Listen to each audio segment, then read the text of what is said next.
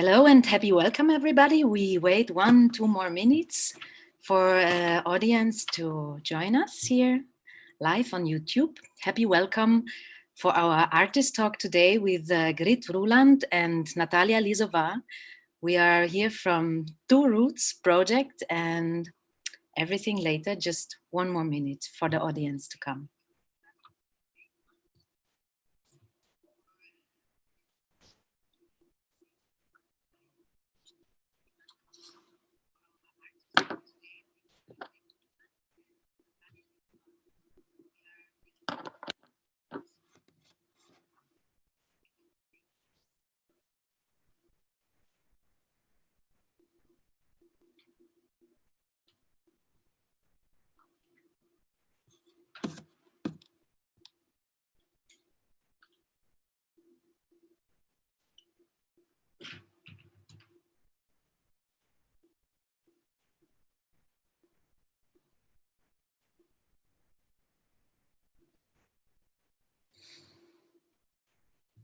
Yes, so happy welcome everybody here for our artist talk today live from different countries, from Ukraine and from Germany. We are the Two Roots Collective and we invited two great artists, Natalia Lisova from Ukraine. Happy welcome. Thank you, Natalia, for being with us. And also we invited Grit Ruhland from Germany. Happy welcome, Grit, for being with us. To let you know, we are in the middle of Two Roots and Artistic Research. It's an online residency for artists from Ukraine and from Germany. And we are funded by the EVZ, so by the Foundation of Remembrance, Responsibility and Future. And we really thank you for that funding during the Meetup program, so a program for German and Ukrainian youth exchange. We also are very happy to be part of two bigger projects. Center of Gedankendach is also supporting us from Ukraine, Czernowtsi. Thank you for that. And also we want to thank the Villa Leipzig e.V. in Germany, Leipzig. Thank you for your big support here in Leipzig. So, and also I want to introduce the team you see here with us. So we have here Olya Polyak. She is also from Czernowtsi. She is artist and will be my co-moderator today. And also we have here with us Victoria Medvedko. She is with me here in Leipzig, right next to me. She will translate everything if it's needed and into English for you and also in Ukrainian. So thank you, Victoria, for being with me here. And also I want to say thank you to Oleg Barazi. So he will support us in the technical stuff. And if anything happens, he is there. So we are very happy that this could be here like live and real. So thank you for that technical support too. So first, I would say a little bit about our residency. It's super interesting because we invited for the last 2 weeks 16 artists from 2 countries, so from Ukraine and from Germany, 8 artists each country, and the artists are from different disciplines. So we have artists from performance art, we have artists who work with architecture, artists who work with textile art, with installations, with sound, with film. And it's very super interesting that all of them are like collaborating together in our Two Roots residency, where we raised the question, what had we lost to find? And it's a very special question we now and today would like to talk about also in our artist talk here with the 2 very great artists. We have so different disciplines and also different perspectives maybe on that question. So it could be very interesting to discuss that here today. So thank you for being here with me and being open-minded to also to raise new questions. And I also want to say welcome to our audience here. We are live on YouTube, so there is also a chat possibility. If any questions will come to your mind, you can just use the chat and ask us. So we will have in the end a little discussion round. So we also have here our YouTube live stream. We see it and we can also take your questions with us into the discussion. So we are very happy if you have any hints, any questions, any thoughts, so we could share here with our artists live here in YouTube. So first I want to give the words to Grit Ruhland, and to introduce her a little bit, I would first say congratulations, Grit Ruhland, for you really defended successfully your doctor thesis at Bauhaus Uni Weimar. So congrats for that. So it's just finished like last week, as I get to know. So that was a very, very big project for you. So long years going around for that. And Grit has been teaching in art faculties also, and her work based on conceptual approach involves projects within community art, public art, sound art, installation, and also interaction with scientific topics. And for me, it was very special to meet you first, and also to have a look at your work, because you work with the land, so with a very special theme, with the landscape, following landscape after uranium mining.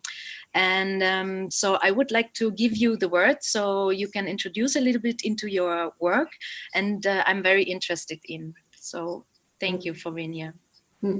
Thank you, Jana, for the introduction, and of course to the whole team for the organization, and hi to the audience on YouTube. I prepared a little PDF for you, because I think when talking about my topic, it is really important to have some background information, because it's a really complex topic, and I spent years on it to gather all the information, and I think I want to give you a very dense, compressed version of it, and then tell you what I've done about it. So as Jana said, I work on the topic of uranium mining. Uranium mining is not a very old business. As you can see, it started probably in the 19th century. This is an image of the uranium color factory, St. Joachimsthal, by this time today Jáchymov, the Czech Republic. And this is actually where Marie Curie got her polonium from, and where this is the material where she discovered radioactivity. It used to be originally a silver mine, so uranium was just a byproduct. This is what was the first use of uranium. It's Vaseline uranium colors. This is probably the one feature you already know, so this either yellow or green color. Jáchymov used to be a radioactive spa and still is. So some people consider it a healthy option, or an option for special diseases to treat it with radon water. Uranium came actually into the stage of history during the Nazi time, and so both emigrated physicists, Albert Einstein and Leo Szilard, they were worried that Hitler would eventually develop the atomic bomb. And they wrote a letter to American President Theodore Roosevelt that he should start a program to develop the bomb first. This is the letter that this is a draft of the letter that they wrote to Roosevelt. Roosevelt heard them. They initiated the Manhattan Project, which was successful in 1945. It's an image of the Trinity test, the first successful test of an atomic bomb. And sadly enough, we have had the anniversary of Hiroshima. It was 75 years of dropping the first nuclear bomb on people, basically. So this you have to know when talking about uranium mining. So when looking at uranium mining, you have to look at the whole nuclear chain. So it's not just this uranium milling and mining, but uranium mining really only exists, or it was starting into getting into life because of the nuclear weapon. So you need a nuclear reactor for that. So this is all interconnected. And if you have a nuclear reactor, you will eventually get nuclear waste, as we all know, and you will develop plutonium for nuclear weapons. So when looking at uranium, we also have to look at uranium mining. We also have to look at all these stages or these chain parts. This is just that you get a brief idea about where uranium was mined. As you can see, Canada is the biggest producer still by now. USA is the second. I guess now it's already Kazakhstan. And the fourth biggest producer is Germany. Still is, because even though uranium mining has stopped after the reunification in 1991. So although it stopped already 30 years ago, Germany is the fourth biggest producer. So it's an international topic, and it's also a local history. I got in contact with it because my family has a house in Peitsdorf, which was in the center of one of the uranium mining areas in East Germany. It didn't seem strange to me that there were these huge terraconic waste rock piles at the center of the village. I didn't grow up there. I grew up in another part of the GDR, but we visited the house of my grandparents, and I was never really astonished about it. So I took it for granted. The uranium, which was mined in East Germany, was brought by train to the USSR. So there I also see the connection to Ukraine. So all the uranium that was produced in the GDR went to the USSR. And one place I know for sure where it went is today's Estonia in Sillamäe. It's a former closed city, and there it was just called Kombinat. You probably know, so I don't know, the Russian word is probably also Kombinat, but you can later comment on it.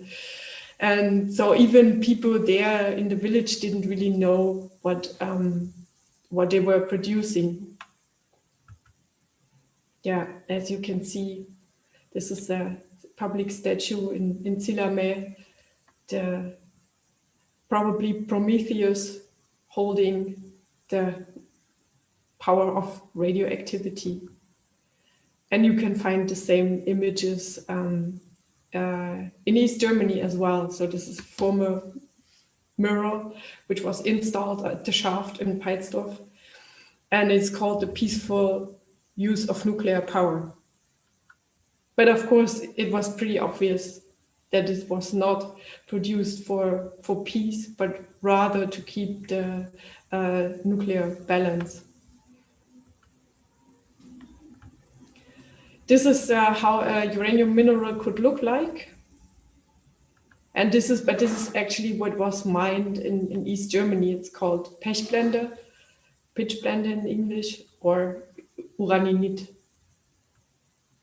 And what I found astonishing is that, but you look at other parts of nuclear chain, it's about artificial radioactivity. But what we look at here is natural radioactivity, which means the radioactivity has always been there, but it has been stored underground.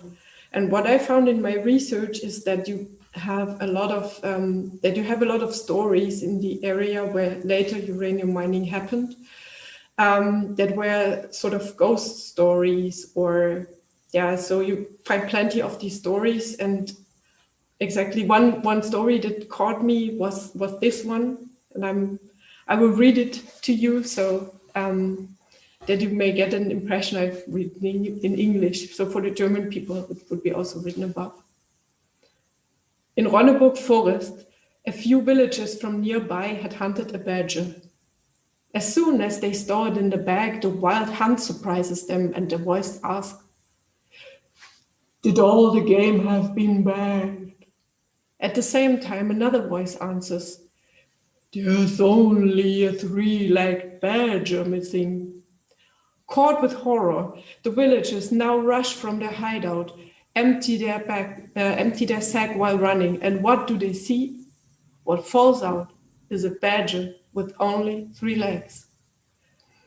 So, and this is the story before, so it's from the 19th century, which was collected there. This is a story, a ghost story about a 3-legged animal. So it is not important if there were really 3-legged badgers there, but to me, this is rather a sign that people, although they didn't have a Geiger counter yet, radioactivity was not even discovered. It was discovered by Marie Curie and Pierre Curie at 1902. People still knew that there was something scary going on. This is, by the way, the wild hunt. It is a phenomenon that is known across all Central Europe, at least.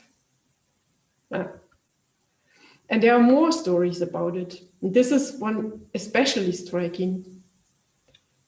It is said that some plots, under no circumstances, should be plowed up. And until recently, one of them was a heightening surrounded by a moat between Wolfersdorf and Albersdorf near Berga, the so-called Vogelherd. And then in brackets, of course, everything has recently been leveled there. I was lucky to find this spot on a map. I could locate the Vogelherd. It's written here. And what is interesting, it was later on right in the center of an open pit for uranium mining. So the spot that should not have been plowed up this happened to the spot. So although there was this warning, people forgot about it or didn't find it important. And uranium was mined there. Right. Maybe one more word about it. So it's not really easy to prove, but I think when Chernobyl exploded the reactor and spread its radioactive elements all across Europe, I guess it is safe to say that probably some material was from this spot, which should never have been plowed up, because it's I think it was about 10% of the whole, or at least a certain percentage of the whole uranium that was mined in East Germany comes from this area, really. As you may have noticed, this is a really complex topic with a lot of branches sticking out. And I have been done a lot of field research there. So it is also quite a large territory. It's in Saxony and Thuringia. And I was traveling around, exploring, documenting, making a lot of photos, field recordings. But I found that I wanted to observe the landscape a little bit more. And I'm not a morning person. So when I go out without any plan, I always go in the evening or afternoon. And of course, I can only go to places that I already know. But the idea was to explore the places which I don't know. And so I developed a technique that I made a map from the whole area that interested me, or that was my research field. And I invented a method where I diced places, times, and durations of a landscape observation. And I also built Geiger counters, different versions. So this is operating. It's an actual Geiger counter. It's another topic that you cannot. Uranium is an alpha radiator, so it is only partly useful to use a Geiger counter in order to detect alpha radiation, because the Geiger counter only detects gamma radiation. Although if you find elevated levels of gamma radiation, it is most likely that there will be also alpha radiation. But this Geiger counter was the source of another more sophisticated program, which did the same thing like the dicing, but with 1 minute Geiger counter recording. And it also produced a little bit more precise locations and days and times of duration where I could go to. And then for 2 years, I made these random structured landscape observations. It's sort of an artistic research method that I developed from ethnography, and so to say, from this randomness that I used. Oh, and one important thing, so radioactivity, one feature about it, although you cannot see it, you cannot smell it, you cannot feel it, at least in a low level range. One feature of it is that it produces randomness. So although you can predict the decay of a whole series of atoms statistically, you cannot predict it for a single atom. So that means radioactivity produces, so if an atom explodes, so to say, then this is a purely random process. And this is hard for science because it means you cannot repeat the experiment. Quantum physics still is not knowledgeable about how does it happen. They consider it a truly random process, and this actually challenges physics, and it also challenges magical thinking, because in magical thinking, the future is already there, and if there's really randomness, then it means that the whole system wouldn't work. But artists are using random methods since the 20th century, and so I used this random feature of radioactivity to send me in this area where it has been digged out, and I made these landscape observations at different places, also during summer, during winter, during spring, at nighttime also. And all these where I made different samples from it. Yeah. And this is one of these observation records.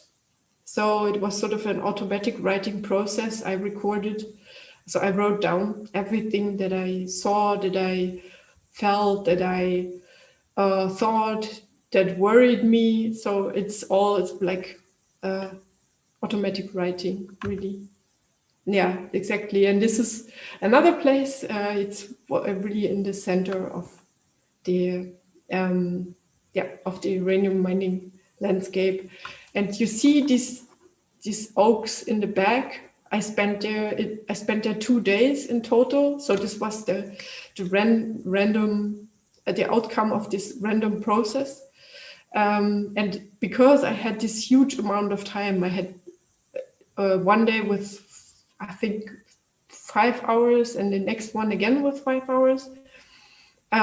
Because I had so much time there, I looked very closely to the landscape, and 2 things struck me. So there was a mushroom I wanted to collect, and there were these lupins I also wanted to collect. But so there were these black stones, which sort of made me suspicious, and I took out my Geiger counter, and it actually turned out, so this is the Geiger counter, and it actually turned out that this is an area that has not really been cleaned up. So there's really not very reliable research on if you could still collect mushrooms and eat it, or dig out plants and put them into your garden. But knowing that there is uranium, radium in this earth, I decided I don't want to take this this challenge. So I really, the Geiger counter in the end told me that I prefer to leave it where it is. So, and this is a topic in the whole landscape, that people who sort of live there, at the moment, not many people go foraging, but this can also change. And if you're not really familiar with those places, they're not marked. Though you don't know, if you're not knowledgeable about the area, you may not know that you are collecting mushrooms on a sort of influenced spot. It took me years to actually know about the places where that are, let's say, suspicious again. And this is a topic that, for me, it has not really been solved, how to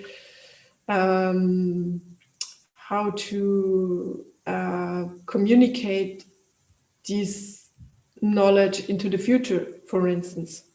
So if you buy a house there, in the Grundbuchamt, I'm sorry, in this authority where you enter your property, it is not marked that there may have been an impact of uranium mining, and I would prefer a more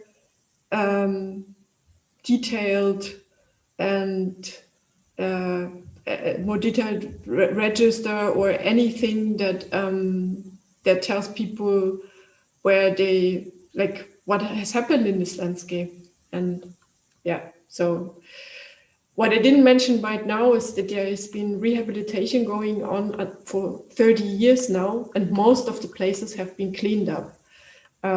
So this company, who was former the uranium mining company Wismut, SDAG Wismut, so Soviet German stock company Wismut, is now turned into a company that is 100% owned by the German people. And this company has to report to the German parliament. And so this is also a good process, because they are writing all the reports. They are very transparent, and people sort of got more, they gain trust in those people, because they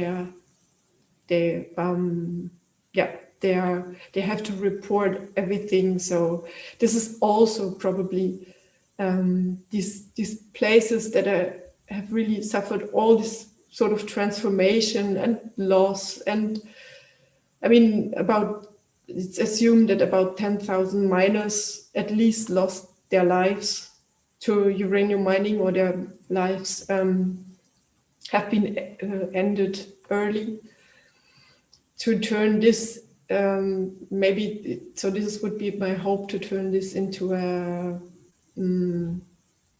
learning place, where how to deal more transparent with these nuclear sites, because nuclear sites are a huge topic anyway in the whole world. Right. Yeah, okay. I guess I stop here. I could go on for hours, so, but maybe you will have some questions to me. I have also more videos. I thought I have. No, I didn't. Yeah. So especially this topic about past, present, future, it is really relevant in this whole topic, in this whole nuclear chain. Mm-hmm, yeah. Mm-hmm. Yeah, my question, Grit, would be, we talked about, when we met here in Leipzig, we talked about nuclear heritage, and that sometimes things are invisible, and sometimes the people don't want to find anything, so they they stop searching maybe or researching, and that you took this theme and put it into a serious game, let's say. So you my question would be, why you choose this gaming for your artwork? Sorry, I didn't hear you. Mm-hmm. Could you repeat? Oh, could you please repeat just the last part of the question? Yeah, why you choose this gaming for your artwork? Why you choose this serious game to to dice and then go into this landscape? So can you explain a little bit more this game, and especially why you choose it, the setting for your artwork? Yeah, because this game or this radioactivity helps me to go beyond my not knowledge. Sorry, there's a German, in German it's called Nichtwissen, so my unknowledge. So this game helps me to get one step ahead of beyond my knowledge. That was the original idea. And actually, when I present it often is called a game. It maybe because of the dice, but it's true. It's a serious method in a way. Also, I like to play with serious things that also look funny in a way, but it's not just funny. So, and when I went there, it was also sometimes quite hard in different ways. So sometimes it was really cold, but of course I was prepared. But what was also strange is to be there and know that it's just random. And then you start, but then you bring all your ideas to this place, and then you are more free to explore it because you're not prejudgmental. I'm here for for a random purpose, and then you are more open, to gain new knowledge. That was the whole idea, and to make a it's a method called Monte Carlo method. So this is actually also a scientific inspired method that is used for to produce great numbers. So it's also if the sample is too large, you can use this Monte Carlo method in order to make a relevant Stichprobe. I don't know how's that called in English. Samples. Yeah, examples maybe. Yeah, we also spoke, Grit, about things that, about loss. So loss of landscape, loss of work, loss of the proud of the workers, because it all belongs to that loss of relevance, loss of life. So this also is somehow connected to our question: what had we lost to find? Maybe, what you think? What had we lost to find? It's more philosophical question, but from your point of view. Yeah, we spoke about it, and I think we have lost to record more of this knowledge from these people before uranium mining happened. I would really like to know what they have thought about these places with those probably elevated levels of radioactivity. And about their stories. How did they perceive it? Were there more stories? Were there different stories? So this is one thing. What else would it be? So of course it would have been nice to leave it in the ground, but that's just more. Yeah, that's I guess something just tragic, because this was actually probably the best way to store it.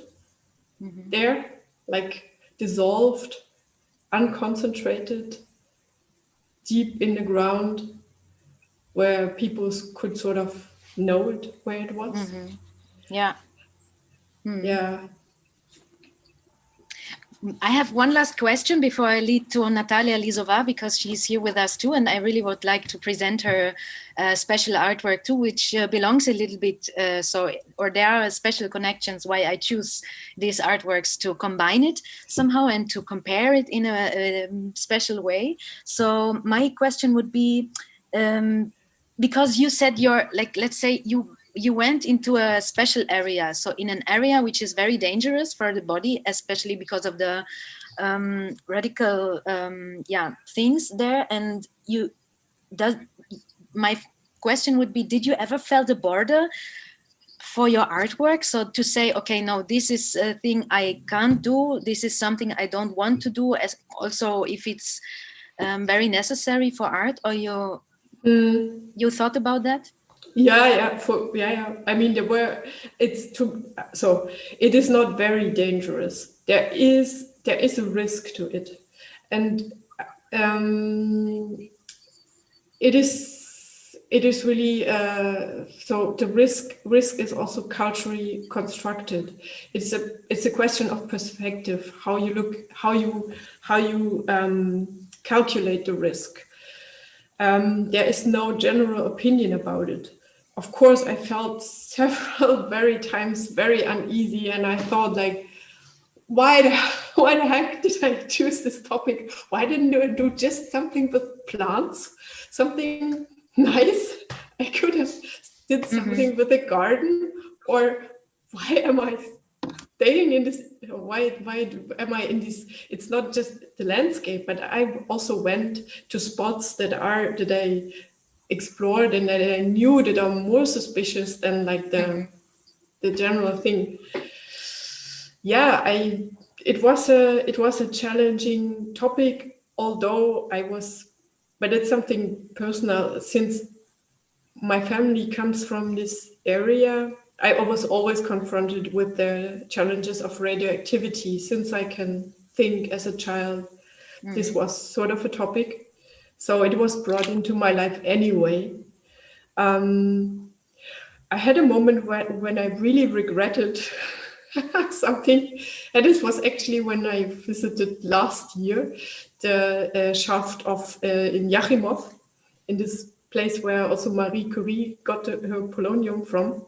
And I saw, and I knew that the uranium ore was quite rich there, and I was in the shaft with a group of mining experts, and it was a conference.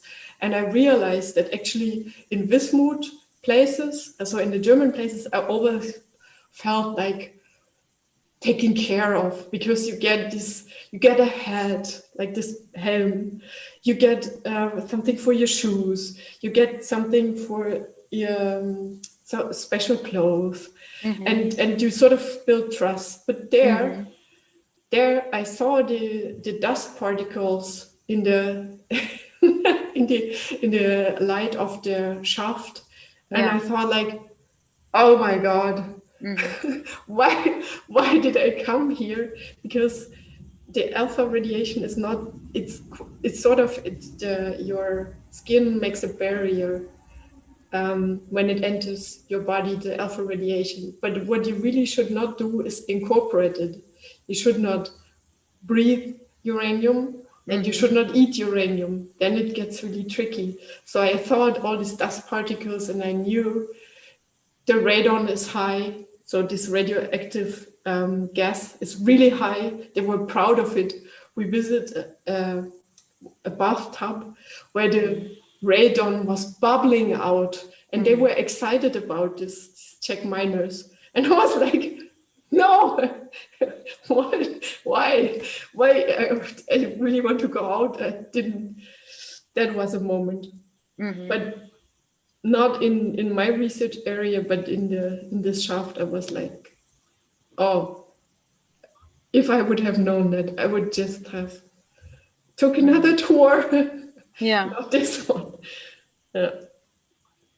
Yeah, thank you for that invitation to get more close to your artwork. I would please you, or I would ask you to stop sharing your screen so that I could lead to Natalia Lisova. Natalia, thank you for being here with us. You are a Ukrainian artist who works in the field of performance, of installation, of land art, and site-specific art too. And you did your thesis at the National Academy of Fine Art and Architecture in Kiev. And you were invited to several festivals and symposia in Ukraine and Poland, and you teach art in university. So for me, the link to, and I would really like to introduce with an artwork from you, was especially also to Grit and also to our question, what had we lost to find? You take your, let's say, your very aesthetic, beautiful female body and put it into also in a rough landscape, into a windy area, so going barefoot but with a nice dress. So it makes for me a very special aesthetic, and I really like to show now. I share my screen for you, and I like to show your artwork. Zimlia, save me. Just one moment, and here you can see. And this is an artwork was very interesting. I was very interested in. So yeah, here we see you in that special landscape, and you collect the, let's say so, the earth. Maybe I just show photos, and I will ask you later if when I stop sharing photos, what was the special idea of that performance? What is the idea behind, and yeah, why you did it, and what's the idea? Okay, first is hi everybody. Hello. Super that you're with us here.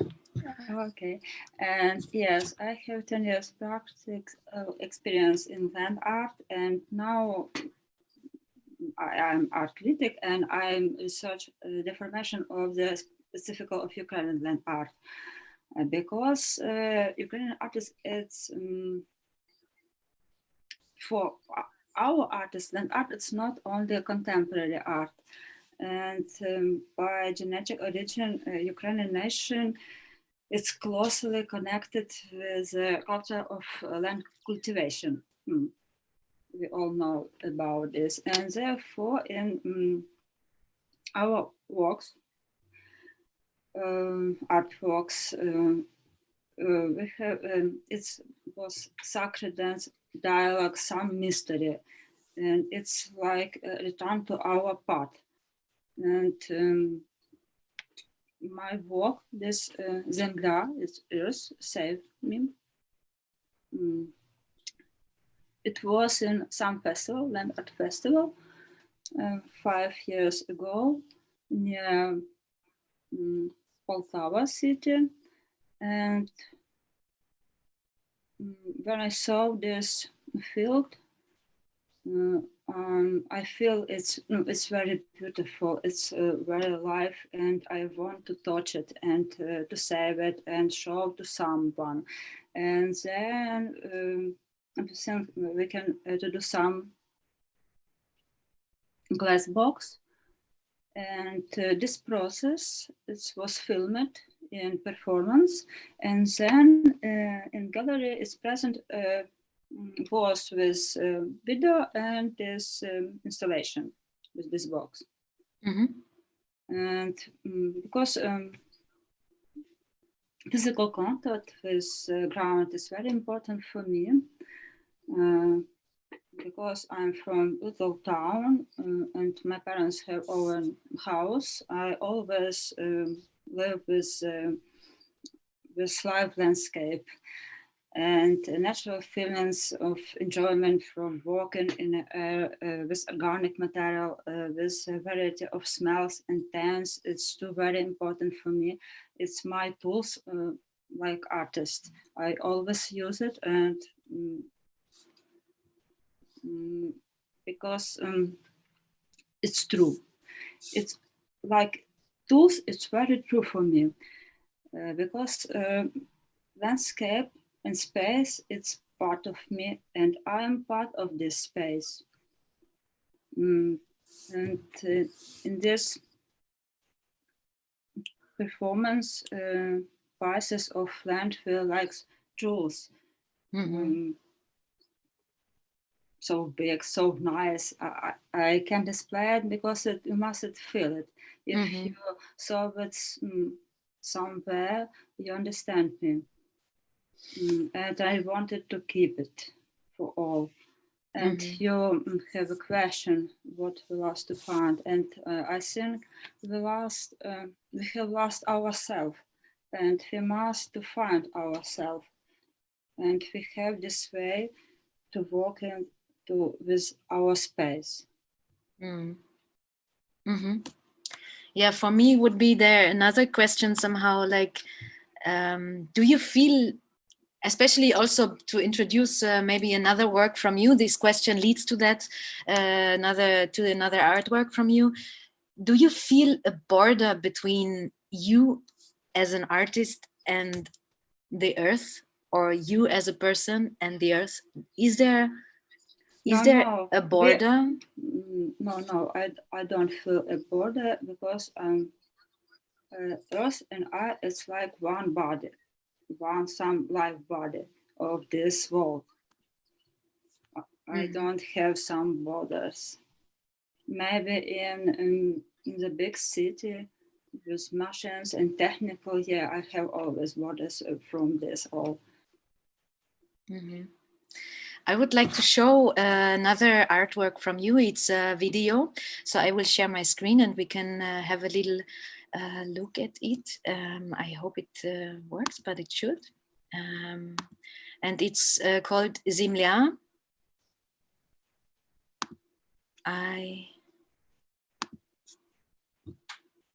Yes.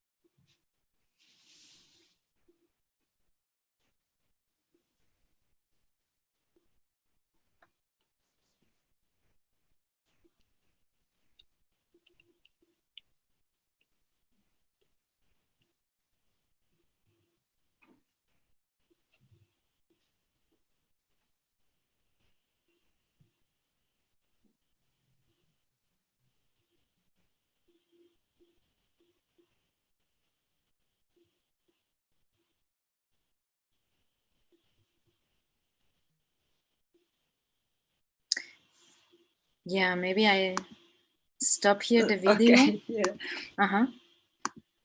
And yeah, for me it's interesting that performance, and maybe you could explain a little bit the idea and especially the connection of you as a Ukrainian artist maybe to soil or to ground, to that special earth, let's say. I have a concept in my site too with this work, and I explain it's like Earth, it's a living structure for all us, and our measure of human existence achieved through relative.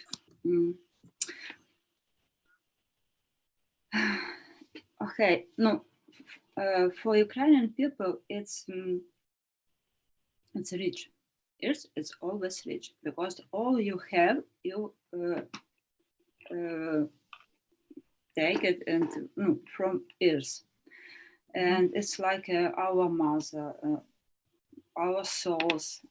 It's the basic of existence, and this ground, this land, what I ate, I used it from my gardens, from my garden. It's parents' garden, and it's like a part of them and of me. It's like a part of all our ancestors, and in this time, in the same time, eating land is like a metaphor for the overuse of land by humans. It's like a raping the earth.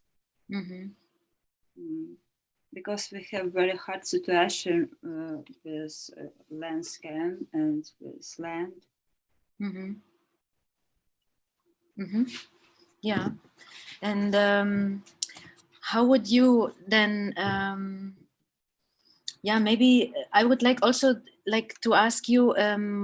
Maybe this question is too special, but and maybe not. I don't ask from the right perspective, let's say. But how you feel? So, what roles plays the female point of view for you? So, especially in performance and in land art, what is the special thing you can show, maybe, or question? Maybe like a muscle, like a woman, yeah. I use my body, maybe I more feel this element than men. Maybe because men have more egos and don't have so more emotion for these things. It's in Ukraine. Why when we do some performance or practice on very feelings, very touchy, it's always artist man said it's a woman's art. Of course, because it's very harmony, it's very nice, it's very touching. But our humans always sense like female art, it's not serious because it's from USSR. Man, like a father, very smart, very strong, and have more part in the family. But women always stay behind men. It's like a shadows of men. And this performance is really harmony and some quiet, not strong, and you can see this more and more again. And I remember when we present this work, not women's booklet, only men's, because I am a woman here, and it's like a sexual element, and maybe it's like a dialogue with men's, with a strong part of destruction behind ears, behind space, maybe. Yeah.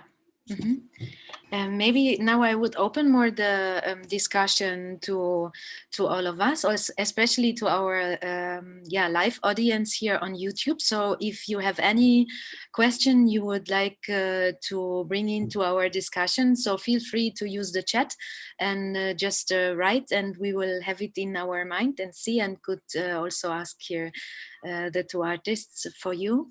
So feel very welcome and invited to ask something, or to maybe also share perspectives or ideas. From my point of view, I would like to ask one more thing, that maybe in the last years somehow land art and also environment art or environmental art becomes more and more popular. And especially land art is somehow has a phase of, yeah, it's more for people who are ecological or who are hippie, or so more it has a, yeah, maybe not that fancy face for that society, but now it comes more and more that we dive into that. It's very necessary to like there are people who ask trees what they think, and who try to make plans as political actors, or so there are discussions like that, and it's somehow now it's the focus more on that special art forms. And I would ask you, do you feel and especially from both of your perspectives, so from a Ukrainian perspective and from a German perspective, maybe you can have some ideas, why is it that this art becomes more and more popular, and yeah, especially how it is in your own country. This last time in current time is really true, because we have more free time and we must to stay at home, and we need to contact a dialogue with nature, and we came closer to space, and we don't have stability situation about our future, and we think with elementary parts what can be building our future. Yeah, you understand, because from earth, from ground, we have all what we have now. It's all minerals, techniques, and other. It's step by step, and we feel we can to lose this, and maybe in quarantine time we to have festivals with a mask, of course, but we came in this place. It's not so far from Kiev. It's a place near Cartier, Chow Cartier, and in this year, so many people come to show what we do and for what. Not like 5 years ago, not like 10 years ago. Nobody knows what is and what we do. But this year is true. Grit, what do you think about? Yeah, I totally agree on your observation. So to me, I started to deal with the topic around, well, first about 10 or more years ago. And especially the topic of nuclear art has, to my knowledge, increased.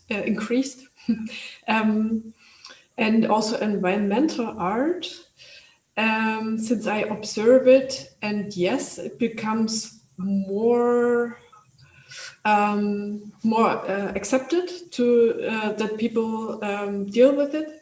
I think there has always been environmental art, and people have done stuff, but now it gets more accepted. I mean, I saw the show Down to Earth in Martin Gropius' Bau, and I think this is quite in Berlin. I think this is a quite recent development. Why this is, I think the artists are dealing with it because they are more like I see us more like a mobile force, that we are sort of we are interested in many topics. So different people are interested in different topics. But I think if something gets relevant, artists are noticing it and moving towards it. And of course, I mean, this multi-crisis is, I mean, it's pretty obvious. Like, we have a climate crisis, we have a societal crisis, probably. We have this virus now. And yeah, I think this is, I mean, someone from my PhD department said, I try to translate it now, the artist is the last person who tries to put all this together alone. And I think we are the few people who try, because scientists, they are more about analyzing things. So they try to find differences in similar things. But artists try to find similarities in different things. So this is the thing, and we try to make sense out of what is happening. And I think this is a very vibrating topic, and people are moving towards it. So I think people. I mean, other people are dealing with the topics of migration and other of colonialism, and this is all important. And not everyone has to deal with every topic. That's my belief, but I think we are sort of a mobile thought and do force. I don't know. That's how I see us. Olga, maybe you have also a question to raise on your list, because I think here are, since yet, no questions in YouTube, but feel free to ask, dear lovely audience. So maybe there's a question in your mind, just don't hesitate to ask. Yes, I have a question, actually, a question to Grit and a question to Natalia. Grit, could you please tell me, you said about importance of your personal attachment to the topic, and you also said that you're missing stories from that we lost about experience of people of mining in the past. And I'm curious because I saw that this your personal connection, you being in the landscape, you in the research, but does it involve also a research of about people who live in those areas? And yeah, Right. because could you tell us more about that? Yeah, I think my position was really helpful in that sense that I'm a hybrid. So I'm sort of my people in. So my grandparents lived in this village, and so people in the village knew my grandmother, and it was several times a door opener because they remembered her. So it built trust for people that I'm not doing crap. Because this radioactive topic, it's really it's also it's in another way explosive. If you are, so you can really burn several values with radioactivity, right? So you have to throw away all food if it's radioactively contaminated, then it's worthless. But if your land is radioactive, it's also worthless, and then your house isn't worth anything anymore. So people are very, very careful about how their land is reported in the media, and there are still people who have a very sensational attitude about it. So in this sense, this was important that they trust me, and at the same time, I didn't really grow up there, so I had sort of a distance. This is why I'm a hybrid. Of course, it was a huge part to interview people. I did about 20 interviews, but so this was really qualitative research. I did expert interviews, semi-structured expert interviews. With the locals, it was a little bit different. It was more towards a narrative interview. And they told me about their experience before uranium mining, because there are still people who remember it, like when they were picking blueberries or when they visited this and that bath. And other people told me like how they were working, they deconstructed the villages and how they felt sorry about it. And some of them regretted it. Some of them didn't really. So one person told me that they were really poor, and they were even they were very hungry. But then there came this mining company, and they I mean, the socialist mining company, they paid very well.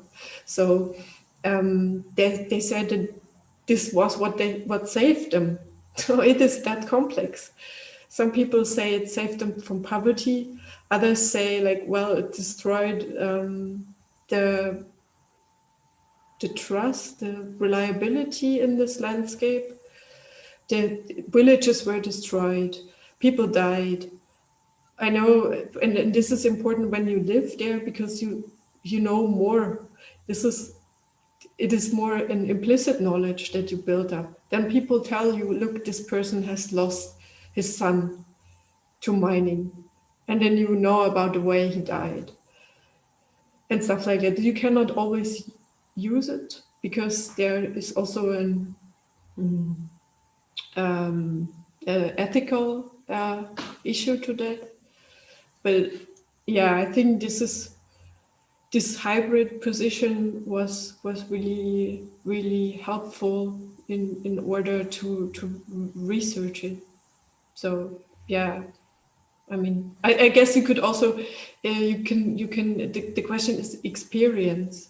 So if you, I think in general, everybody who is interested in such a nuclear site could go there and live there and sort of do this participatory research. But I think it's important not to, because this is also a thing, many journalists come and fly in and then report something, see something, are there for a couple of hours and then fly over. And then it's more, it's a question of responsibility also. Yeah. Thank you. I had also an additional question to you. Maybe it would sound a bit silly. So is there less nuclear waste before the mining? So when they start mining and they dig out this uranium, so that is when this radiation waste starts. So before this mining, it's safer. It is, let's say like that, it is more hidden, and it is the thing is that the uranium, at least in this East German areas, it was very low grade ore, meaning that I think the average was 0.1% of uranium in the ore, which also means an insane amount of radioactive waste rock piles, because it's 99% is waste rock. So, and the thing is that to uranium milling and enrichment, you concentrate something that was dissolved in a large, with other elements that are not as toxic and not as radioactive, and that is inert, so it doesn't react.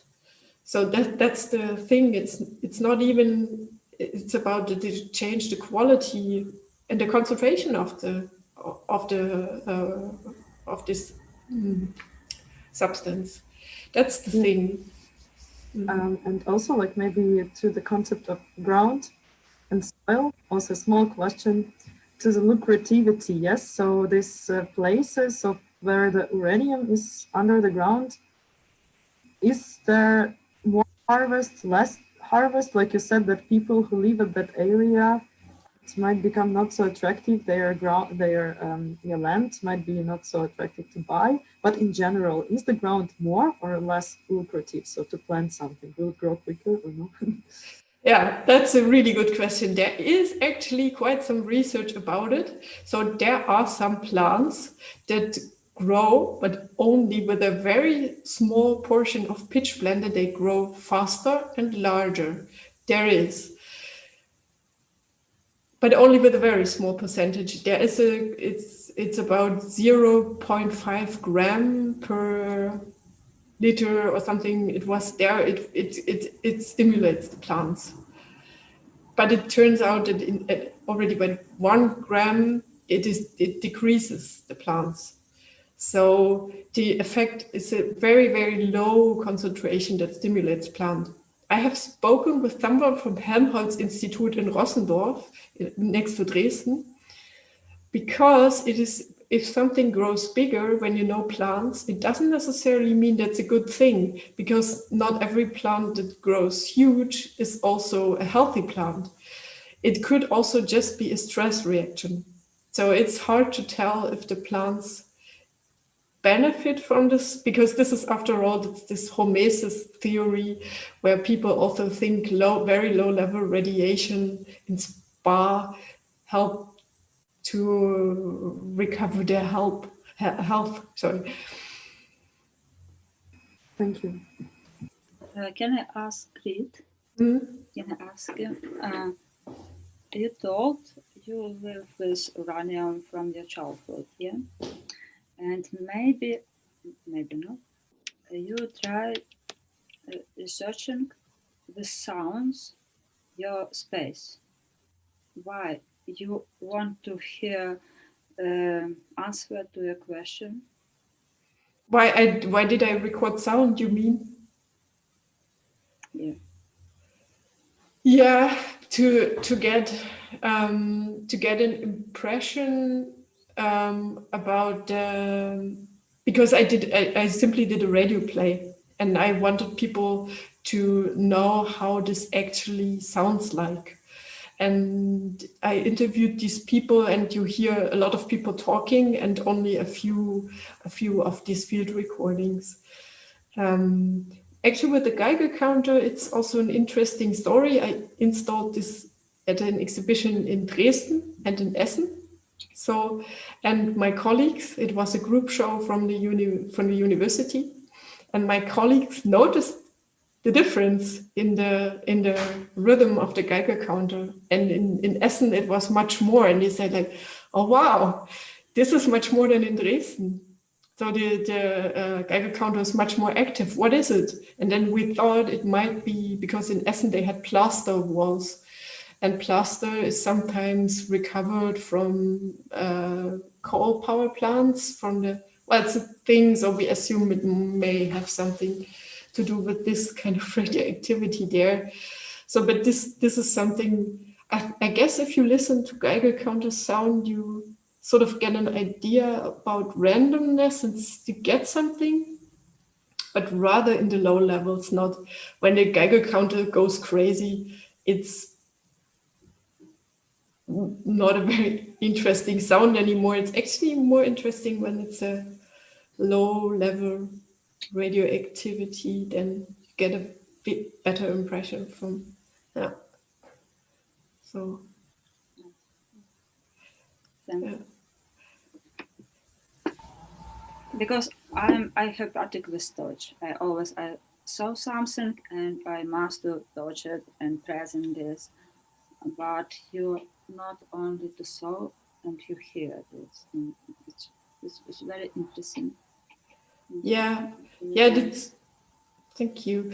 Yeah, that's because I think we need all our senses to explore our environment, and we have all our senses. So I found it really interesting that you were also taste the soil, and yeah, and of course I guess you can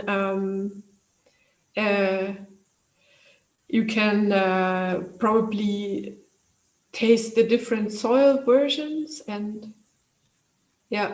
I'm sorry to interrupt. I know Ola wants to ask something, and we have some questions from our listeners, but I have a really urgent question. Natalia, how did the soil taste? Can you describe Yes, I want to know the soil? About it, so it is very nice, like some minerals. You can try and understand me. But maybe my own ears, my own ground, it's not have test of your ground. Maybe my ears it's more testes. Yeah, I have another question to Natalia. I will try the soil in my garden though when I get there. Natalia, I was looking through your website, and Yeah, you could see that most of your works are made from natural materials. I mean, you work with what you find in nature mostly. Either it's something supported by something outside of it, but it's still about the nature most of the time.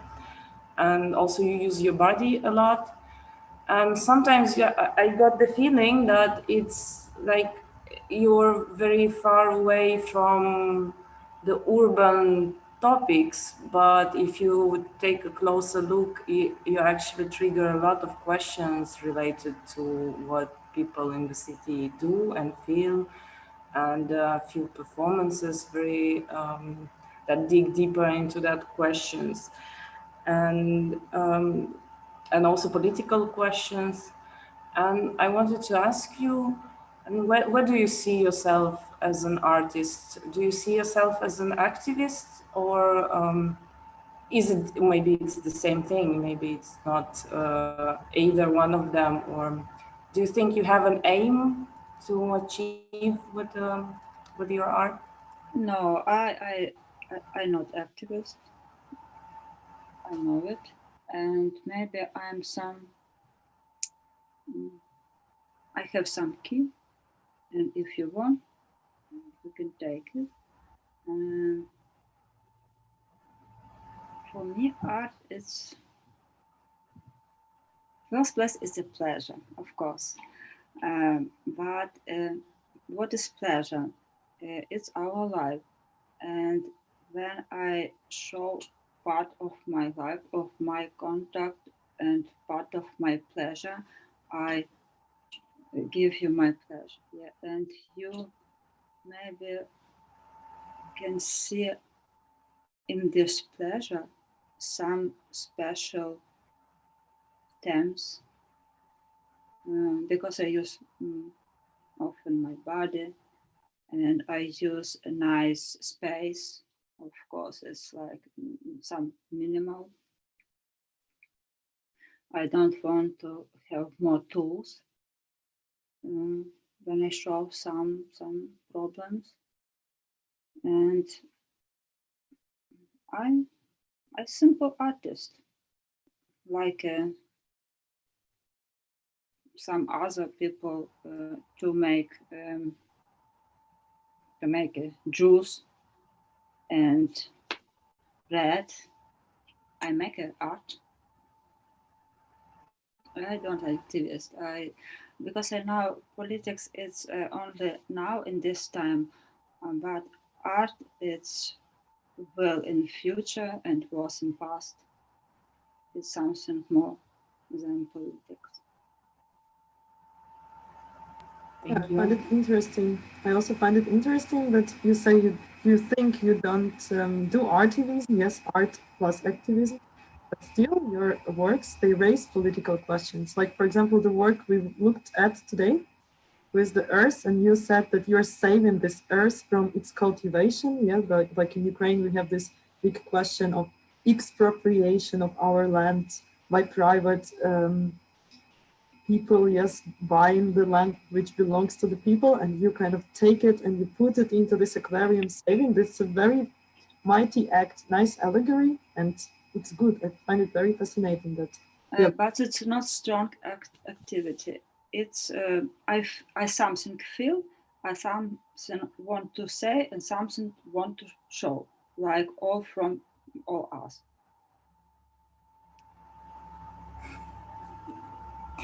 Yeah, and we also have a question on YouTube.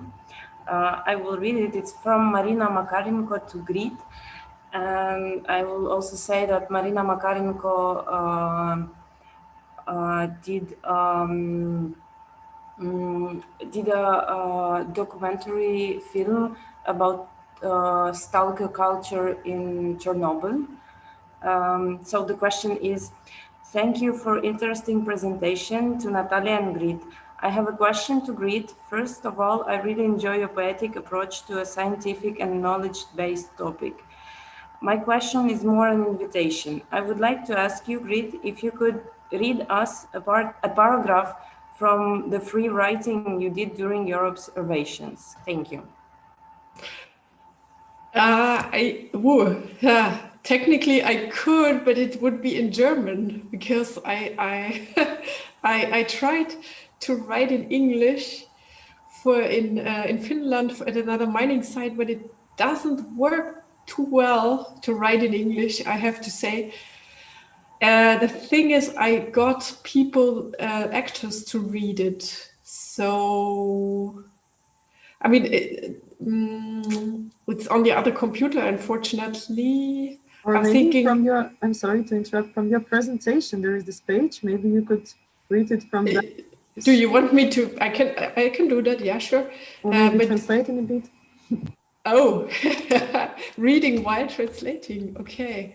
Aha. Or maybe you can just improve somehow some thoughts, improvise. I mean, like improvise some thoughts you write down normally. Yeah, from your mind, let's say. Yeah, I can try to translate it. So I won't see. I'm switching. Or maybe, yeah, I can. I hope it's not too challenging for you. It's. I would just try. Forgive me if it doesn't work too well. I will try to. Yeah. Okay. So I guess you still see me. Oh, now it's a little bit small. Sorry. So it says the date. So it's the 7th of January 2015, 9 o'clock. It is snowing. I walk towards the Neue Schenke to the castle of Königstein. There is some snow. You see the castle to the left and the Wismut shaft to the right. I arrive at the parking place and I look for a spot to settle down on a. Yeah? It's limited. At a place without snow, at a parking lot next to the cigarette machine, I put my stuff down. I take photos. The cashier, the Kassenhaus, was heißt Kasse? The cash point. Yes, the cashier is there is someone at the cashier. The next Specht. I don't know. A woodpecker. Is it the bird woodpecker? Sounds of woodpecker. I moved down to the roof of a closed shop. And then there comes a lot of, that was another thing. At the beginning, I recorded a lot of cars. And it was really a problem because you hear always a lot of cars. And at some point, I guess I just stopped counting cars because it says then blue car with the number plate PER, so from a local number plate. And yeah, another transporter, some distant construction noise, another car, strong snowfall, large flakes. My head stops my side. Steps. Someone is moving up the stairs. Thank you so much, Grit, for it's so nice. Thank you for that little view, like inner view. Thank you so much. I hope, yeah. With pleasure. Yeah, thank you. It's yeah, very, very interesting. I have one last question because we are somehow close maybe our discussion, but this question leads to a very, let's say, to the deep. It is a question about your roots maybe. So our project is about it's called Two Roots, an artistic research. And so you mentioned, Grit, that you've been in the Martin Gropiusbau in Berlin in that exhibition, and we has also in our project we have this book from Bruno Latour, Down to Earth, and in that book I mean, like he describes a bigger topic, but in that book he also raises one question, and I would give it to you both, to Natalia and to you, Grit. So the question is where we would like to land, where you would like to land, and it's a question about your roots. It's a question also maybe about yeah, where may we, so where we may land, or where is possible to land. So it's maybe also a political question. I just leave it open somehow and would give it to you, where we would like to land on Earth. So because both of you had this special place where you work, and it belongs to your roots, to your family, to your place of birth. So for me, it seems as if you already landed, let's say so. And am I right, or how would you answer this question? Natalia, do you know an answer first? Because I guess I need to think a bit. I would like to land at home. Mm-hmm. Because home is Earth, is my home. I'm not sure. I don't feel like I'm landed because I'm not living right now there, but for other reasons. But I keep visiting the area, and I really would like to visit. That sounds now a little bit esoteric, maybe, but I will really like. I will go there in 2 weeks again, and I will visit the trees on Sturmsberg that was my daily or my regular route, and they route there, and I guess they are sort of now my roots, my substitute roots. So I don't think I have these roots right now, but I know those who have the roots. Mm-hmm. Nice. For for ending that session, I would show one other artwork from Natalia Lisova I found on your page, and for us it's or like, let's say for me especially, it's visualizing I show it, and maybe we can have a last comment to that. So I show this. And for me, it's something, because we have now this project of 2 roots in artistic research, and we bring together people from 2 countries. So from Ukraine, people who live in Ukraine and people who live in Germany. And I found so much parallels between our both countries, between 2 people. So this artwork from here, it's called Parallels, and it shows also like two paths, 2 ways of walking. And you describe in that maybe you can say one more little sentence about the idea you had here. And it was a long performance.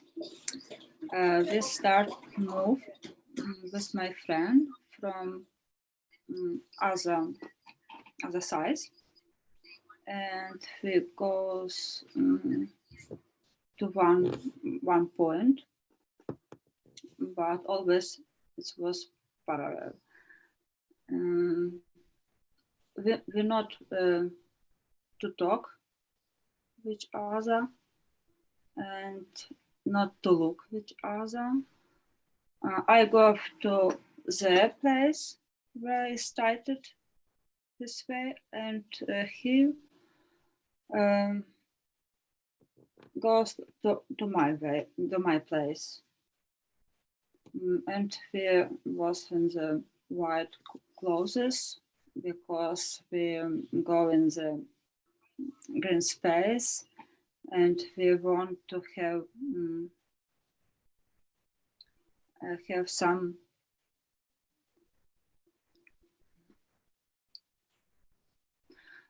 some point for our body, because we are like 2 tools, and it's like metaphors or forms of our life, because always we have from our born our own way in this life, but we can to go alone. We always have some partners or some friends with our life, and about this work, this performance. And may I ask you, did you meet up in the end? Can you repeat? Did you meet in the end? So you met each other in the end of that performance, or you went After performance?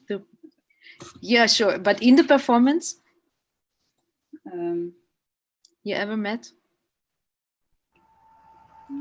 I think it was a photo where they were very, very close to each other. Mm-hmm.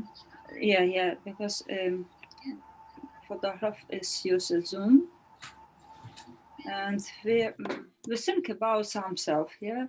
Mm-hmm. In this way, like always. Maybe we live with some friends, some partners, but always we stay alone. Mm-hmm. It's maybe we're not alone, but we're always alone, and we have some mission in this life, yeah. Mission. And, Mission. We must mission, and we must to bring this of all this life to the end. Mm-hmm.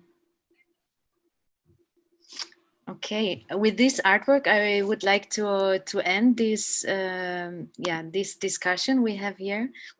Thank you so much, Natalia Lisova, for being with us and for sharing your thoughts, and also thank you so much, Grit Ruhland, for being here with us and explaining much more about your artwork. And thank you everybody of the team. Thank you, dear audience, for being with us here live on YouTube. And whenever you like to see some more outcomes of the of that project, there will be next month's website coming for you. But so stay tuned in Facebook or in other stuff. We can reach you maybe, so you will see what comes out of the project. And for now, this artist talk is over. So thank you, and let's go back to reality and leave the digital room here. Thank you, everybody, and Thank you for this meetup. Super. Thank you very much. Thanks. Yeah, It was short, but very nice. Normally there would be applause in a audience, a big audience. So it's a inner applause for you.